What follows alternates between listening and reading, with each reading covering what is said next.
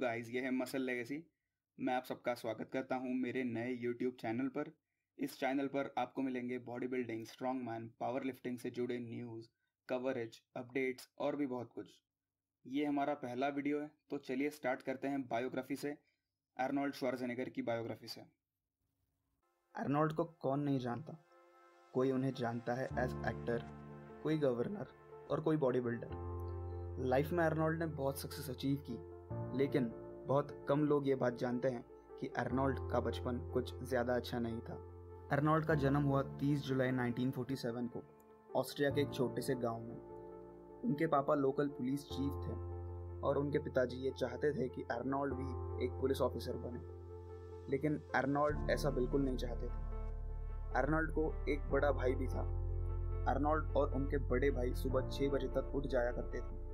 उनके पिताजी बड़े ही स्ट्रिक्ट किस्म के आदमी थे, इसीलिए उनके कहने पर आर्नोल्ड को 10 साल की उम्र में सॉकर खेलना शुरू करना पड़ा। 5 साल तक आर्नोल्ड ने मन लगाकर सॉकर खेला। अब वो थे 15 साल के। एक दिन अचानक उनके सॉकर के कोच ने उन्हें जिम ले जाने का फैसला किया। वो कोच चाहते थे कि उनके प्लेयर्स फिटनेस पर ध्यान दें, इसीलिए वो वहीं के एक लोकल जिम में पूरी टीम को ले गए। आर्नोल्ड ने उस वक्त पहली बार जिम में कदम रखा था। आर्नोल्ड ये बात नहीं जानते थे कि ये चीज़ उन्हें आगे जाकर सक्सेस दिलाएगी। धीरे धीरे आर्नोल्ड को जिम पसंद आने लगा। आर्नोल्ड ने जमकर जिम स्टार्ट कर दी और देखते ही देखते 2 साल में आर्नोल्ड ने ऐसी फिजिक बना ली कि वो वहाँ के ट्रेनर्स से भी अच्छे दिखने लगे। सब कुछ ठीक चल रहा था। फिर आर्नोल्ड को स्कूल में फोटोज वीडियोस दिखाए जाते थे जिसमें आर्नोल्ड ने अमेरिका को देखा और वो बिल्कुल इम्प्रेस हो गए। बड़े बड़े रोड्स, ब्रिजेस, फ्लाईओवर्स, बिल्डिंग्स देखकर आर्नोल्ड काफ़ी प्रभावित हुए और आर्नोल्ड चाहते थे कि वो अमेरिका जाएं, लेकिन उस वक्त इतना पैसा नहीं हुआ करता था कि कोई टिकट खरीद कर अमेरिका जा सके। आर्नोल्ड जब 17 साल के हुए तो वो समझ चुके थे कि बॉडी बिल्डिंग ही एक ऐसा जरिया है जो उन्हें अमेरिका तक पहुंचा सकता है। उन्हें बॉडी बिल्डिंग का मोटिवेशन मिलता था सिर्फ एक इंसान से, जिनका नाम था रिच पार्क, जो कि फॉर्मर मिस्टर यूनिवर्स रह चुके थे और हाल ही में हॉलीवुड में काम किया करते थे। उनका एक रोल बड़ा फेमस था जो कि था हरक्यूलिस का। आर्नोल्ड अब हो चुके थे 18 साल के और शायद आपको पता नहीं होगा कि ऑस्ट्रिया में एक ऐसा रूल है जो कहता है कि आप 18 साल के होने के बाद आपको कम से कम 1 साल आर्मी में सर्व करना होगा।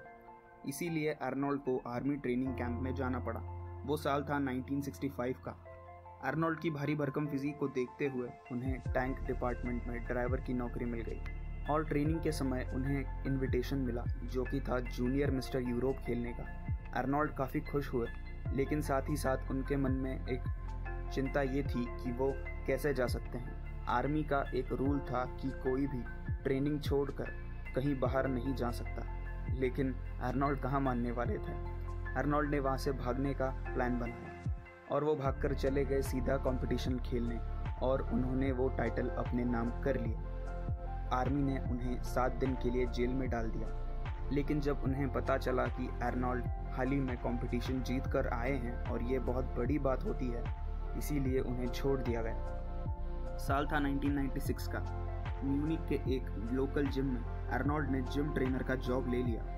वो दिन भर लोगों को ट्रेन किया करते थे और खुद भी ट्रेनिंग किया करते थे, क्योंकि आने वाला शो था मिस्टर यूरोप। उन्होंने इस शो के लिए जमकर प्रैक्टिस की और आखिर में ये शो भी अपने नाम कर लिया। आर्नोल्ड की लोकप्रियता बढ़ती जा रही थी। लोग आर्नोल्ड को ज़्यादा से ज़्यादा देखना चाहते थे।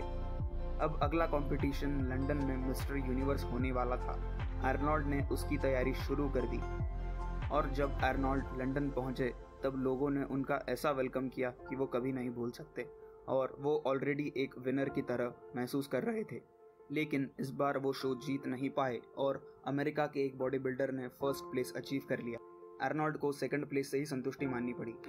तब जाकर आर्नोल्ड को ये बात पता चली कि कोई उनसे भी ऊपर है और उन्हें अपनी फिजिक पर और भी बहुत काम करने की ज़रूरत है।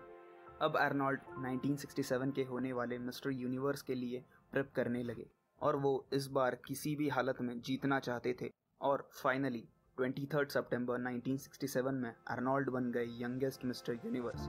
20 साल की उम्र में ये आज तक इतिहास में किसी ने नहीं किया था और शायद कोई कर भी नहीं पाएगा। और तब जाकर आर्नोल्ड को एक कॉल आया जो था जो वीडर का। आर्नोल्ड की लाइफ में ये सबसे बड़ा टर्निंग पॉइंट साबित हुआ और मुझे बताने की ज़रूरत नहीं है कि जो वीडर कौन है। जो ने आर्नोल्ड को अमेरिका बुला लिया।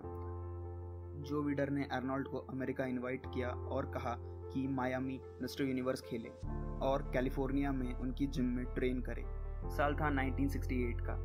आर्नोल्ड ने उस वक्त पहली बार अमेरिका में कदम रखा और उनके पास कुछ नहीं था, सिर्फ एक जिम बैग थी और 20 अमेरिकन डॉलर्स थे। जो ने उन्हें एक अपार्टमेंट में रहने दिया और स्पॉन्सर भी किया। आर्नोल्ड जो के फेवरेट थे। ईयर 1968 में Sergio Olivia senior mister Olympia हुआ करते थे। अब आर्नोल्ड का मुकाबला उन्हीं के साथ होना था।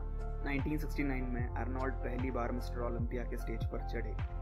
उन्हें उम्मीद थी कि वो जीतेंगे, लेकिन उस वक्त ऐसा नहीं हो पाया। अगले साल 1970 में फाइनली आर्नोल्ड ने अपना पहला मिस्टर ओलंपिया टाइटल जीता और वो बन गए ऐसे बॉडी बिल्डर जिसने दुनिया के 3 सबसे बड़ी चैंपियनशिप्स जीती थी। पहला था मिस्टर यूनिवर्स, सेकंड था मिस्टर ओलंपिया और था मिस्टर वर्ल्ड। कुछ समय बाद आर्नोल्ड अपने आप को अकेला महसूस करने लगे थे। इसीलिए आर्नोल्ड ने जो से कहा कि फ्रैंको कोलंबो, जो कि उनके बेस्ट फ्रेंड थे, उन्हें अमेरिका बुलाया जाए। तो फिर जो वीडर ने फ्रैंको कोलंबो को अमेरिका बुला लिया, जो कि बॉडी बिल्डर ही थे और आर्नोल्ड के बेस्ट फ्रेंड। फ्रैंको एक बड़ा ही स्ट्रॉन्ग बंदा था जो कि मिस्टर ओलंपिया के साथ साथ स्ट्रॉन्ग मैन में भी कम्पीट किया करता था। गाइस, हम जानते हैं आज की बॉडी बिल्डिंग, और एक समय था जब बॉडी बिल्डिंग में पैसा नहीं हुआ करता था। आज की बॉडी बिल्डिंग में ब्रांड्स है, पैसा है, बहुत कुछ है, लेकिन उस समय इमेज कुछ अलग ही थी। इसीलिए बॉडी बिल्डर्स को ऑड जॉब्स करने पड़ते थे और आर्नोल्ड और फ्रैंको ने भी मिलकर बहुत से जॉब्स किए, जैसे कि कंस्ट्रक्शन वर्कर्स, जैसे कि केबल टीवी का बिजनेस। कुछ चले और कुछ नहीं चले। आर्नोल्ड बताते हैं कि यह उनकी ज़िंदगी का सबसे अच्छा टाइम था। साल 1975 तक आर्नोल्ड ने अपना मिस्टर ओलंपिया टाइटल डिफेंड किया। 1975 में आर्नोल्ड फीचर हुए थे एक मूवी में जिसका नाम था पंपिंग आयरन। पंपिंग आयरन एक बॉडी बिल्डिंग डॉक्यूमेंट्री है जिसके अंदर 1975 मिस्टर ओलंपिया दिखाया गया है। 1975 के ओलंपिया में आर्नोल्ड के साथ साथ कम्पीट कर रहे थे लू फेरिग्नो और सर्जिनो ब्रे। लू फेरिग्नो को आपने हल्क की मूवीज़ में देखा होगा। लू फेरिग्नो वही एक्टर है जिसने हल्क का रोल सबसे पहले किया था। ये तीनों बॉडी बिल्डर्स कम्पीट कर रहे थे प्लस 200 कैटेगरी में, भारी भरकम बॉडी बिल्डर्स की जो 200 पाउंड्स के ऊपर थे। और एक दूसरी कैटेगरी थी जो कि थी अंडर 200 की, जिसके अंदर फ्रैंको कोलंबो कम्पीट किया करते थे और सारे लाइट वेट के बॉडी बिल्डर्स कम्पीट किया करते थे। और दोनों कैटेगरीज में जो भी बॉडी बिल्डर्स जीतते थे वो फाइनल मिस्टर ओलंपिया टाइटल के लिए कम्पीट किया करते थे। प्लस 200 कैटेगरी में आर्नोल्ड ने अपना टाइटल जीता, तो उसी दूसरी तरफ लू फेरिग्नो ने अचीव किया 3rd प्लेस और सर्जिनो ब्रे थे 2nd। अंडर 200 में फ्रैंको ने जीता था टाइटल और वो आए थे ओवरऑल टाइटल के लिए आर्नोल्ड के साथ कम्पीट करने। लेकिन आर्नोल्ड अपने बेस्ट पैकेज के साथ आए थे और वो उस दिन नहीं हारे। इसी के साथ उन्होंने जीत लिया था अपना 6th मिस्टर ओलंपिया टाइटल और इसी वक्त आर्नोल्ड ने अपनी रिटायरमेंट डिक्लेयर कर दी।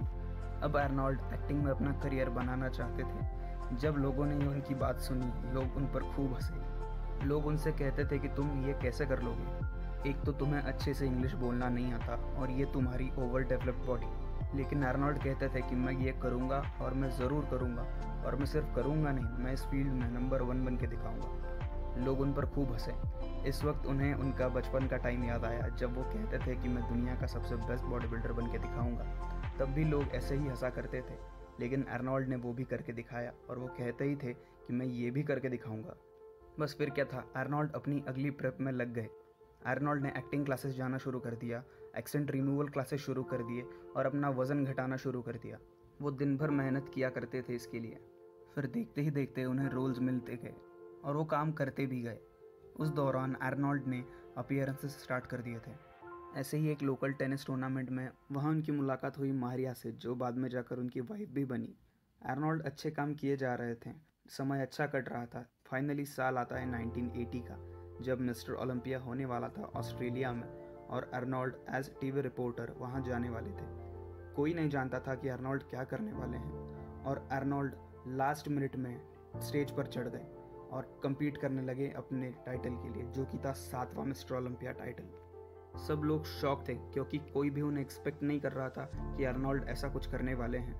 और आर्नोल्ड जीत गए अपना 7वां मिस्टर ओलंपिया टाइटल और पहला सैंडो ट्रॉफी। इस चीज़ के लिए उन्हें काफ़ी क्रिटिसिज्म मिला क्योंकि वो उस लेवल पर नहीं थे जो कि वो कभी हुआ करते थे। और ये बात सच भी है। उनकी इसी बॉडी को देखते हुए उन्हें 2 रोल्स ऑफर हुए। पहला था कोनन द बारबेरियन का और उसी का सीक्वल जो था कोनन द डिस्ट्रॉयर का। और हम सब जानते हैं कि आर्नोल्ड का सबसे पॉपुलर और फेमस रोल है टर्मिनेटर में। सितंबर 16, 1983 को आर्नोल्ड को ऑफिशियली सिटीजनशिप मिली अमेरिका की। अब आर्नोल्ड को अमेरिका के लिए कुछ करना था। जिस कंट्री ने उन्हें सब कुछ दिया, आर्नोल्ड अब उस कंट्री के लिए कुछ करना चाहते थे। 2003 में आर्नोल्ड ने खुद को गवर्नर ऑफ कैलिफोर्निया के लिए कैंडिडेट अनाउंस किया और वो गवर्नरशिप जीत भी गए। अपना पहला टर्म पूरा करने के बाद 2006 में उन्होंने दोबारा 56% वोट्स के साथ अपना सेकंड गवर्नरशिप जीता और इस टर्म में आर्नोल्ड ने अमेरिका के लिए खूब काम किया। इन सब चीज़ों के बाद आर्नोल्ड ने बॉडी बिल्डिंग को प्रमोट करने का सोचा, इसीलिए उन्होंने आर्नोल्ड क्लासिक को स्टार्ट करवाया। आर्नोल्ड क्लासिक, जो कि हम जानते हैं हर साल होता है और दुनिया का दूसरा 2 नंबर का सबसे बड़ा बॉडी बिल्डिंग कॉम्पिटिशन माना जाता है। आर्नोल्ड अब काफ़ी स्टेबल हैं। उनकी उम्र है 72 साल की और वो आज भी फिटनेस लाइफस्टाइल को वैसे ही फॉलो करते हैं और बॉडी बिल्डिंग को भी प्रमोट करते हैं। पिछले साल 2019 में उनके बेस्ट फ्रेंड फ्रैंको कोलंबो की डूबने के कारण डेथ हो गई। फ्रैंको अब हमारे बीच नहीं रहे, इसीलिए भगवान उनकी आत्मा को शांति दे। और बस यार, यही था आर्नोल्ड की बायोग्राफी में। तो गाइज, आपके लिए एक अपडेट है जो कि है मिस्टर ओलंपिया से रिलेटेड। मिस्टर ओलंपिया इस साल होने वाला है दिसंबर में। ये होता था हर साल सितंबर में, इसीलिए क्वालिफिकेशंस की डेट्स भी बढ़ा दी गई हैं। तो जैसे जैसे ओलंपिया करीब आएगा हम डिटेल्ड वीडियो सीरीज़ इस पर बनाएंगे जिसमें आपको मिलेंगे सारे अपडेट्स और पूरी की पूरी कवरेज। तो guys, stay tune for that. और अगर आपको कोई दूसरी बायोग्राफी देखनी है तो please feel free to ask me. Comment section में ज़रूर बताएं, मैं उस पर ज़रूर वीडियो बनाऊंगा। और अगर वीडियो आइडिया होगी मेरे लिए तो प्लीज़ ज़रूर बताएं, मैं उस पर भी वीडियो ज़रूर बनाऊंगा। तो गाइज़, लाइक करें, शेयर करें, सब्सक्राइब करें। Thank you guys for watching. Bye bye.